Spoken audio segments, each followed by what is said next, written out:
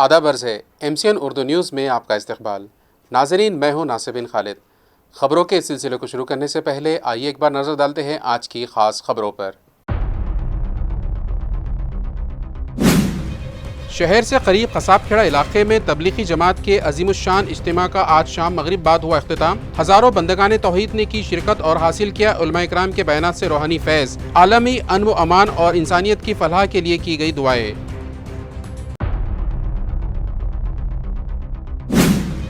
ڈویژنل کمشنر دلیپ گاوڑے نے جائیکواڑی سے لائی جا رہی نیو واٹر سپلائی اسکیم کے کاموں کا لیا جائزہ۔ متعلقہ عہدیداران و ٹھیکیداروں کو دی مؤثر ہدایات۔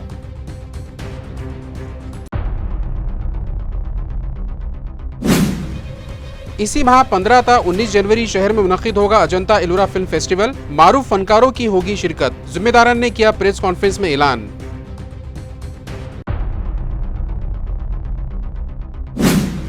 اور میونسپل کارپوریشن کا سوچھتا ایپ زیادہ سے زیادہ ڈاؤن لوڈ کرنے اور اسے شہریان تک زیادہ سے زیادہ پہنچانے والے ملازمین کا انتظامیہ کی جانب سے کیا گیا اعزاز و استقبال۔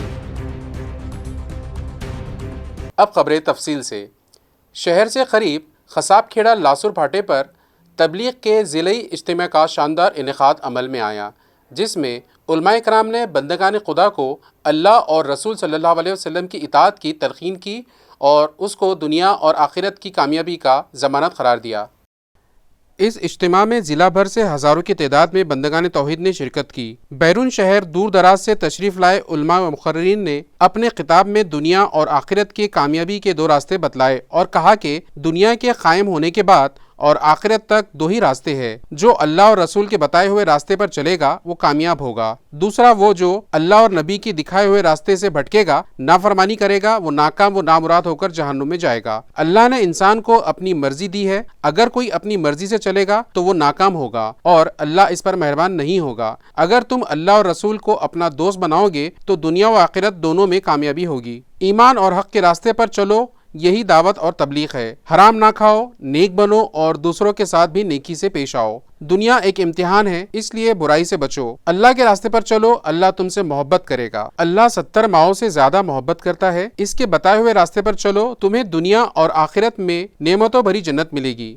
قرآن ہدایت کی کتاب ہے، اسے خود بھی پڑھو اور اپنی اولاد کو بھی پڑھاؤ۔ پیغمبر نے تمہیں سب کچھ بتا دیا، ان کے بتائے ہوئے راستے پر چلو۔ جو شخص اپنی مرضی سے چلے گا وہ جنت میں نہیں بلکہ جہنم میں جائے گا۔ حرام اور غرور سے بچو۔ تبلیغ کا مطلب ہے اللہ کی بات کو دلوں میں اتارنا، یہی نیکی اور کامیابی کا راستہ ہے۔ مقررین نے یہ بھی رہنمائی کی کہ دوسروں پر رحم کرو، اللہ تم پر رحم کرے گا۔ کاروبار ایمانداری اور سچائی سے کرو، برکت بڑھے گی۔ آپ کے ساتھ برائی کرنے والوں کو بھی معاف کر دو۔ مسجدوں کو آباد کرو، نمازوں کی پابندی کرو، اللہ تم پر مہربانی کرے گا۔ اس اجتماع میں آج بروز اتوار مغرب کی نماز کے بعد اختتامی بیان تبلیغی مرکز دہلی سے تشریف لائے مولانا التمش کے بیان کے بعد تمام انسانیت کی فلاح و کامیابی، امن و امان اور بھائی چارے کے ساتھ اپنے وطن کے لیے خیر کی دعائیں مانگی گئی اور اس دعا پر ہی اس اجتماع کا اختتام عمل میں آیا۔ ڈویژنل کمشنر دلیپ گاوڑے نے جائیکواڑی ڈیم میں جیک ویل سے لے کر نکشتر واڑی میں واقع واٹر ٹریٹمنٹ سینٹر تک جاری واٹر سپلائی اسکیم کے کام کا معائنہ کیا۔ اس معائنے کے دوران میونسپل کمشنر جی شریکانت، مہاراشٹر جیون پرادھیکرن کی چیف انجینئر منیشا پلانڈے، میونسپل اسسٹنٹ کمشنر دیوی داس ٹکاڑے، نیشنل ہائی وے اتھارٹی آف انڈیا کے پروجیکٹ ڈائریکٹر رویندر انگوڑے، مہاراشٹر جیون پرادھیکرن کے ایگزیکٹو انجینئر دیپک کوہلی، میونسپل کارپوریشن کے ایگزیکٹو انجینئر فالق قاضی اور کانٹریکٹر کے نمائندے مہندر گوگولوتھو کے ساتھ دیگر متعلقہ اداروں کے اعلیٰ افسران موجود تھے۔ ڈویژنل کمشنر گاوڑے نے MGP کانٹریکٹر کمپنی اور میونسپل کارپوریشن کے متعلقہ اداروں کو کام کے سلسلے میں مستعد رہنے کی ہدایت دی۔ میونسپل کارپوریشن اور کمپنی کی جانب سے کیے جانے والے اقدامات کی معلومات حاصل کی۔ انہوں نے سڑک کے جاری کام کی وجہ سے پائپ لائن کو کسی قسم کا نقصان نہ پہنچے، اس کے لیے اقدامات کرنے کی ہدایت بھی دی۔ مزید یہ کہ منصوبے کا کام منصوبہ بندی اور معیار کے مطابق کرنے کی بھی تاکید کی۔ انہوں نے جائیکواڑی ڈیم کے علاقے میں واقع جیک ویل، چیتے گاؤں میں جاری مین واٹر لائن کے کام، فارولا میں 26 MLD صلاحیت کے واٹر ٹریٹمنٹ پلانٹ، نکشتر واڑی میں 392 MLD کے واٹر ٹریٹمنٹ پلانٹ اور نکشتر واڑی میں مین بیلنس واٹر ٹینک کے جاری کام کا معائنہ کیا اور مشکلات کے بارے میں معلومات حاصل کی۔ مہاوترن MGP اور نیشنل ہائی وے اتھارٹی کو کام کے سلسلے میں ضروری ہدایات دی۔ 10वां Ajanta Ellora बैनुल अक़वामी film festival 15 से 19 January के दरमियान मुनक़्क़िद KIA जाएगा। ये इत्तला एक प्रेस कॉन्फ्रेंस में दी गई। इस फेस्टिवल में हिंदुस्तानी सिनेमा के मुकाबले का सेशन भी शामिल होगा, जबकि दुनिया भर के 65 फिल्मों की नुमाइश होगी। दुनिया भर की बेहतरीन फिल्में मराठवाड़ा के शायकीन तक पहुंचाने वाले इस 10वें अजंता वेरुल बैनुल अक़वामी फिल्मी मेले का ऐलान किया गया है। ये मेला 15 जनवरी से इतवार 19 जनवरी 2025 के दौरान शहर के PVR आयोनिक्स थिएटर प्रोजॉन मॉल में कौमी व बैनुल अक़वामी फनकारों की मौजूदगी में मुनक़्क़िद होगा। इसकी इत्तला एक प्रेस कॉन्फ्रेंस मुतल्लिक़ा ज़िम्मेदारान ने दी। नमस्कार, मी सुनील सुतनकर आणि चंद्रकांत कुलकर्णी आम्ही दोघेही चित्रपट दिग्दर्शक आहोत आणि मी आपल्या सर्वांचं स्वागत करतो या महोत्सवाचा संचालक या नात्याने। तर आता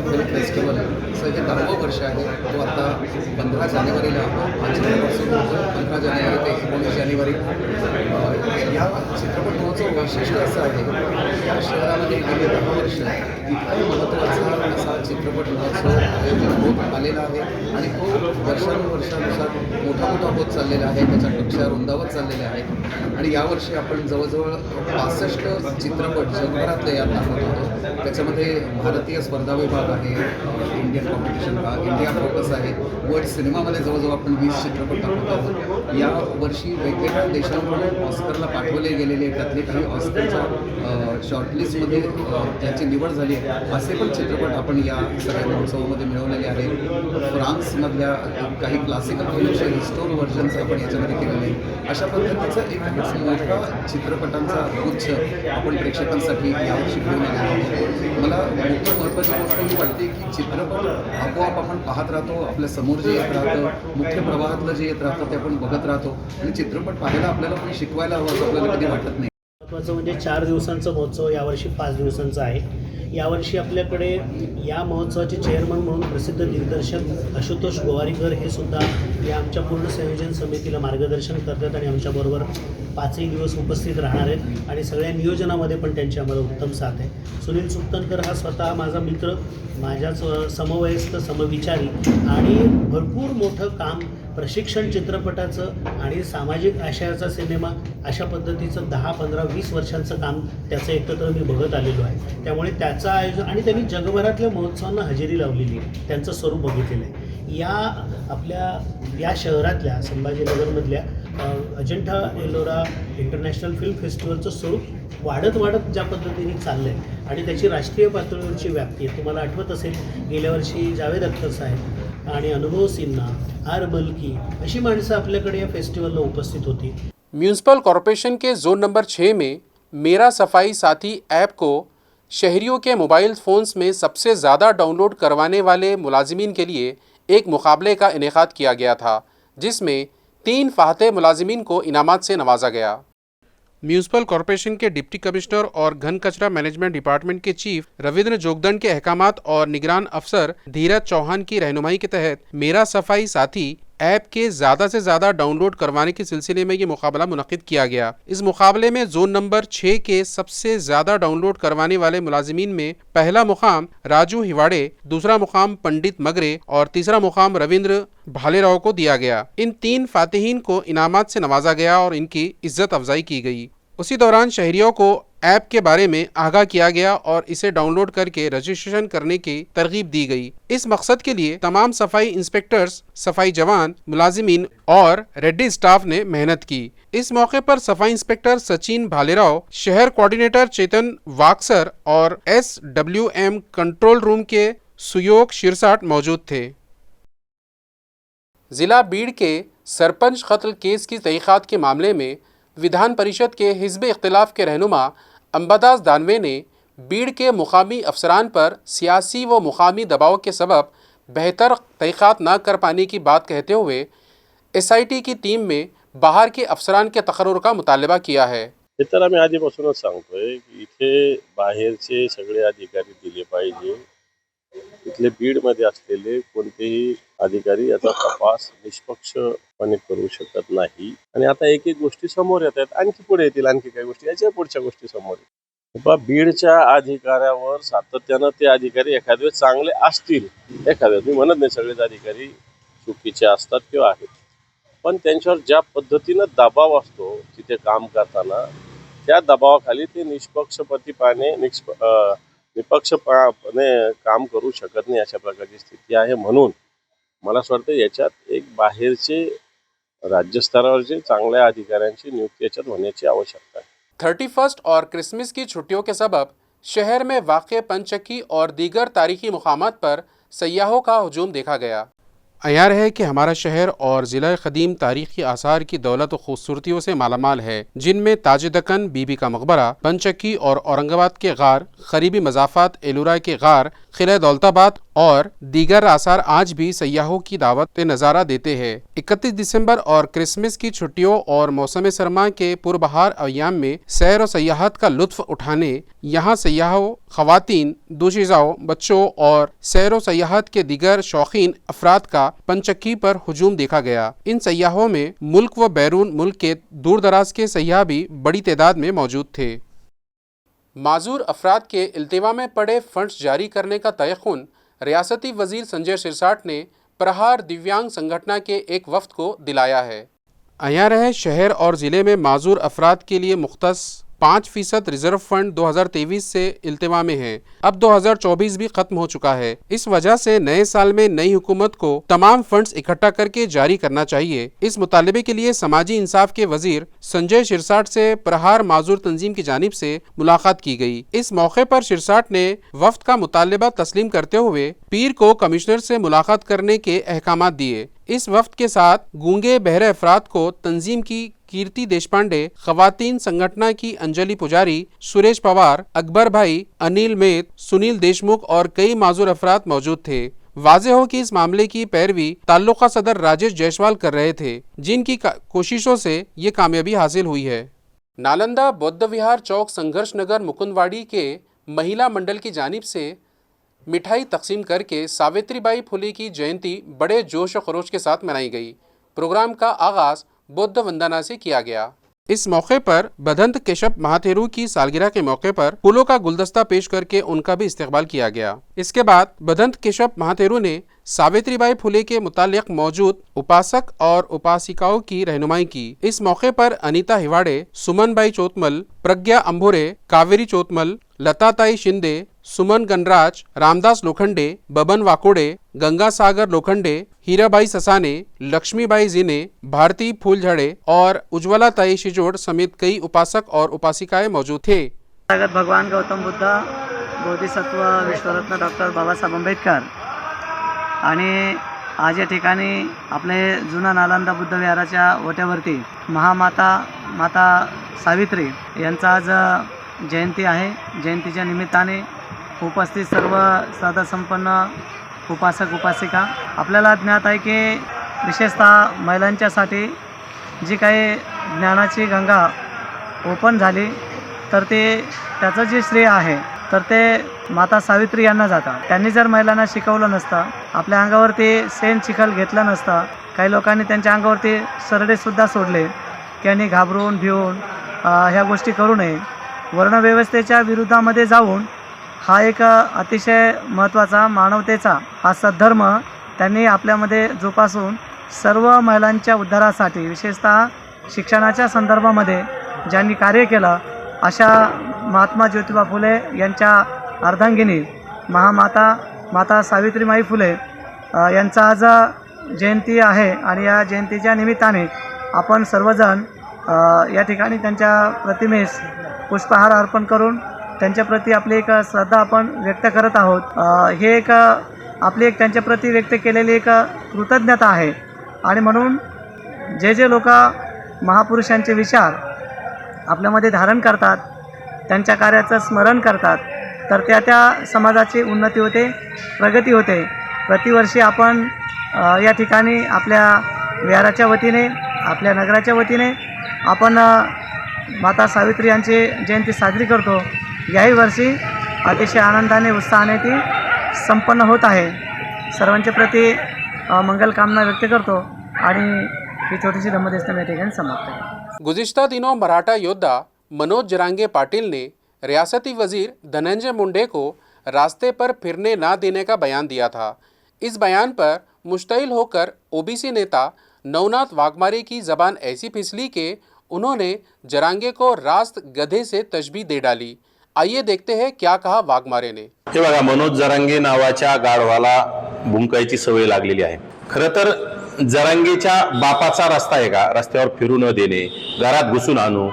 खरं तर जरांगेच्या पाठीमागे आता लोक राहिले नाही, मीडिया लक्ष देत नाही, त्यामुळे त्याच्या तो वैफल्यग्रस्त झालेला आहे। त्यामुळे असे चुकीचे स्टेटमेंट करून समाजामध्ये कुठेतरी आपुलकी, समाजाकडून आपुलकी निर्माण करण्यासाठी जरांगेचा तो केविलवाना प्रयत्न आहे। परंतु मी जरांगे नावाच्या गाढवाला पुन्हा सांगतो, असे गाढवं भुंकल्याने काहीही फरक पडत नाही।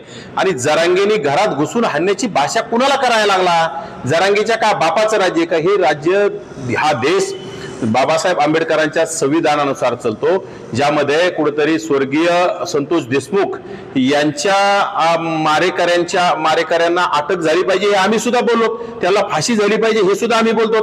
परंतु संतोष देशमुख यांच्या हत्येचं कुठेतरी राजकारण मनोज जरांगे असतील किंवा तो सुरेश धस असतील किंवा तो याचा बीडचा आमदार संदीप क्षीरसागर असेल, यांना कुठेतरी हे वैफल्यग्रस्त झालेले आहेत। कारण की संदीप क्षीरसागरांना वाटत होतं की कुठेतरी महाविकास आघाडीची सत्ता येईल, आपल्याला काहीतरी भेटल, सत्ता आली नाही। आणि सुरेश धसांना तर मंत्रिपदाचे डोहाळे लागलेले आहेत। त्याला मंत्रिपद न मिळाल्यामुळे कुठेतरी ओबीसीच्या नेत्यांना टार्गेट करायचं, कुठेतरी वंजारी म्हणून वंजारी जमातीला, वंजारी जातीला बदनाम करण्याचा हा मोठा केविलवाना प्रयत्न आहे। खरं तर मी यापूर्वी सुद्धा सांगितलं की मुख्यमंत्र्यांनी अशा म्हणजे चुकीचे वक्तव्य करणाऱ्या आमदारांचे कान टोचले पाहिजे, त्यांना समज दिली पाहिजे। मला असं त्याच्यामध्ये शंका येते की मुख्यमंत्र्यांनी यांना काही बोलायला सांगितलंय का?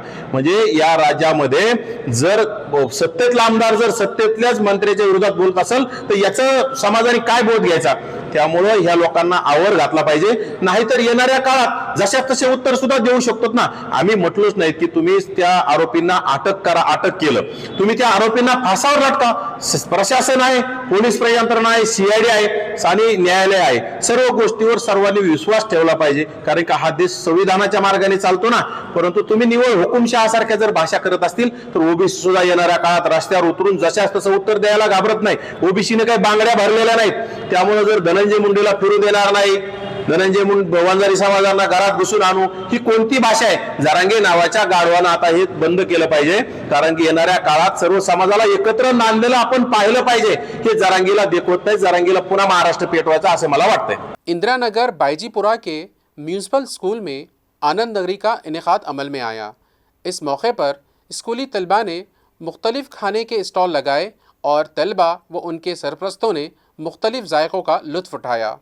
म्यूनसिपल कॉरपोरेशन के इंदिरानगर बाईजीपुरा मरकज़ी व प्राइमरी स्कूल में तलबा को तालीमी मालूमात के साथ साथ कारोबार व तिजारत का अमली तजुर्बा फराहम करने के मकसद से स्कूल के अहाते में छोटे छोटे खाने के स्टॉल लगाए गए। इस मौके पर तलबा ने मुख्तलिफ लजीज पकवानों का मजा लिया और खूब लुत्फ अंदोज हुए। म्यूनसिपल कॉरपोरेशन के कमिश्नर व मुंतजिम और तालीमी शोबे के best school to smart school की तजवीज़ के तहत स्कूली तलबा को तालीमी जिंदगी के साथ साथ पेशा वाराना महारत की अहमियत सिखाने के लिए ये सरगर्मी अंजाम दी गई और स्कूल में आनंद नगरी का इनेकाद किया गया। इस प्रोग्राम में मेहमान खुसूसी और रहनुमाई के लिए म्यूनसिपल डिप्टी कमिश्नर व तालीमी शोबे के अंकुश पांडरे, तालीमी शोबे के controller Ganesh Dandge, municipal education officer Bharat Ingute और प्रोग्रामिंग ऑफिसर न्यानदेव सांगड़े मौजूद थे। इन अफसरान ने भी तलबा की रहनुमाई फराहम की। आनंद नगरी में तलबा ने मुख्तलिफ पकवान खुद तैयार करके उनके स्टॉल स्कूल में लगाए और उनकी फरोख्त की। स्कूल के मरकजी सदर मुदर्रिस प्रवीण नरोड़े ने कहा कि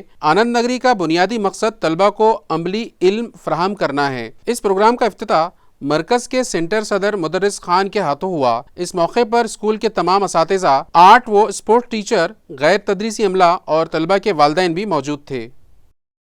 रास्ते में रोककर मोबाइल और मोटरसाइकिल छीन ले जाने वाले चोरों को जालना पुलिस के एलसीबी स्क्वाड ने गिरफ्तार कर लिया। वाज़ेह हो कि जालना शहर के कन्हैया नगर इलाके में एक मोटर पर 3 चोरों ने एक मोटरसाइकिल सवार को रोककर उसके मोबाइल और मोटरसाइकिल छीन लेने का वाक़या पेश आया था। इस मामले में मुकामी क्राइम ब्रांच पुलिस ने तीनों लुटेरों को गिरफ्तार कर लिया है। ये वाक़या गुज़िश्ता साल जुलाई के महीने में पेश आया था, जिसकी शिकायत ताल्लुका जालना पुलिस स्टेशन में दर्ज की गई थी। 4 जुलाई को जालना शहर के कन्हैया नगर इलाके में महकमा जंगलात के दफ्तर के सामने ज्ञानेश्वर भास्कर राव घुमरे अपनी मोटरसाइकिल पर जा रहे थे कि एक मोटरसाइकिल पर आए 3 अफराद ने इनको रोककर मारपीट की और उनके पास मौजूद 10,000 रुपये मालियत का मोबाइल और इनकी मोटरसाइकिल छीन ली थी। शिकायत दर्ज होने के बाद मुकामी क्राइम ब्रांच को खुफिया मालूमात मिलने पर कार्रवाई करते हुए तीनों चोरों को गिरफ्तार कर लिया गया। गिरफ्तार चोरों के नाम रामेश्वर दिलीप कावड़े, मुगलाई चौक जालना, संदीप जितेश लदवड़े, वली मामू दरगाह जालना और रोहित ज्ञानेश्वर नानारवे, श्रुति कॉलोनी जालना है। ये कार्रवाई मुकामी जराइम शाख के पुलिस इंस्पेक्टर पंकज जाधव और असिस्टेंट पुलिस इंस्पेक्टर योगेश उबाड़े की टीम ने अंजाम दी। खबरें खत्म करने से पहले आइए एक बार फिर नजर डालते हैं आज की खास खबरों पर। शहर से करीब खसाबखेड़ा इलाके में तबलीगी जमात के अजीमुशान इज्तिमा का आज शाम मगरिब बाद हुआ इख्तिताम। हजारों बंदगाने तौहीद ने की शिरकत और हासिल किया उलमा इकराम के बयानात से रूहानी फैज़। आलमी अमन व अमान और इंसानियत की फलाह के लिए की गई दुआएं।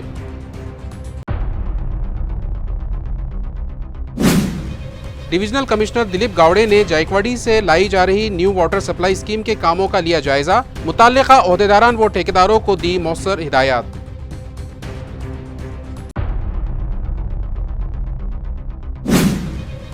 इसी माह 15 था 19 जनवरी शहर में मुनक्किद होगा अजंता एलोरा फिल्म फेस्टिवल। मारूफ फनकारों की होगी शिरकत। जिम्मेदारान ने किया प्रेस कॉन्फ्रेंस में ऐलान।